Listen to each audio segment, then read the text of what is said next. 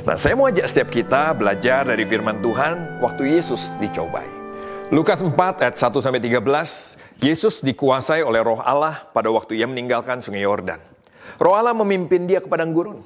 Di situ dia dicobai oleh iblis 40 hari lamanya. Sepanjang waktu itu ia tidak makan apa-apa. Jadi pada akhirnya dia merasa lapar.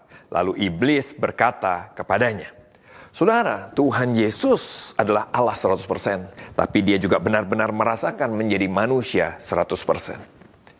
Waktu dia menjadi manusia, tubuhnya sebagai manusia bisa jadi lemah, apalagi waktu dia berpuasa 40 hari lamanya.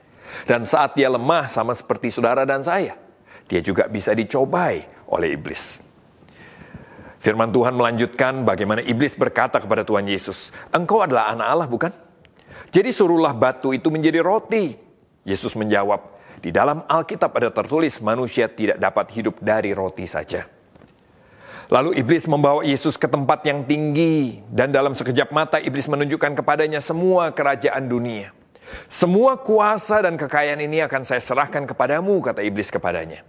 "Sebab semuanya sudah diberikan kepada saya dan saya dapat memberikannya kepada siapa saja yang saya suka berikan. Semuanya itu akan menjadi milikmu kalau engkau sujud menyembah saya." Yesus menjawab, "Di dalam Alkitab tertulis, sembahlah Tuhan Allahmu dan layanilah Dia saja." Lalu iblis membawa Yesus ke Yerusalem dan menaruh dia di atas puncak rumah Tuhan dan berkata kepadanya, "Engkau anak Allah, bukan? Jadi terjunlah dari sini. Sebab di dalam Alkitab tertulis Allah akan menyuruh malaikat-malaikatnya menjaga engkau baik-baik. Dan juga malaikat-malaikat akan menyambut engkau dengan tangan mereka, supaya kakimu pun tidak tersentuh pada batu." Yesus menjawab, "Dalam Alkitab ada tertulis, jangan mencobai Tuhan Allahmu." Setelah iblis selesai mencobai Yesus dengan segala macam cara, dia meninggalkan Yesus dan menunggu waktu yang baik. Saudara, dari Alkitab ini kita bisa belajar apa yang iblis tawarkan pada Tuhan Yesus. Iblis menawarkan makan yang enak waktu Yesus lagi kelaparan. Iblis menawarkan kekayaan, kaya raya dan berkuasa. Iblis juga menawarkan menjadi terkenal dan dikagumi dengan cara menjatuhkan diri dari tempat yang tinggi dan ditangkap malaikat. Otomatis seluruh dunia akan mengenal dia dan mengagumi dia.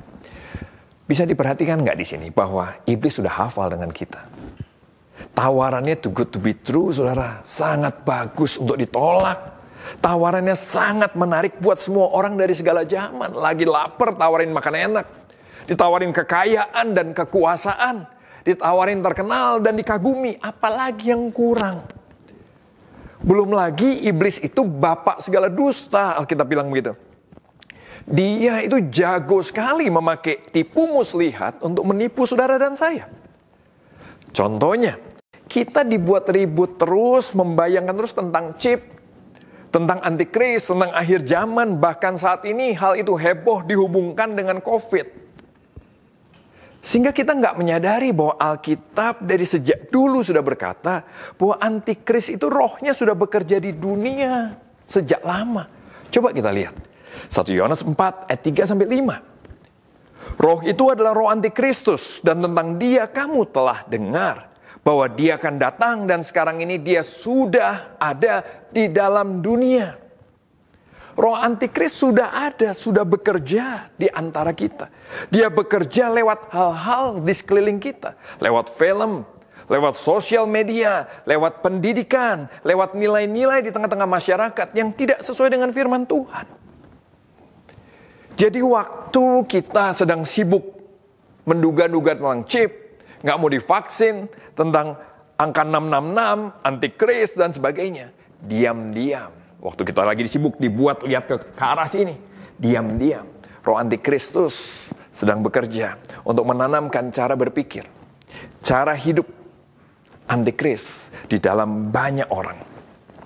Dan kalau sampai cara berpikir, cara hidup antikris itu masuk dalam pikiran kita, maka itulah sebetulnya tanda 666 di dahi dan di tangan yang sesungguhnya. Karena cara berpikir kita akan dikuasai dia. Apa yang kita kerjakan, tanda di tangan, akan dikuasai dia.